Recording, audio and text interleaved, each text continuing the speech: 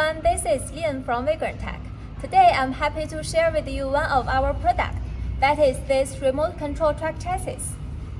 Now let me introduce how to operate it. First, open the remote control and turn on the power.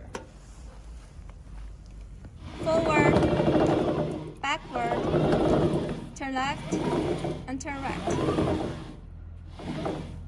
This is full speed control.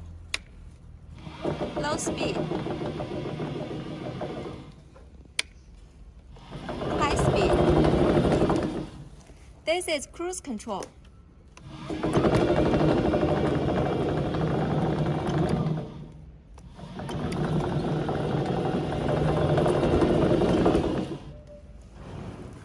Turn off the power and turn off the remote control.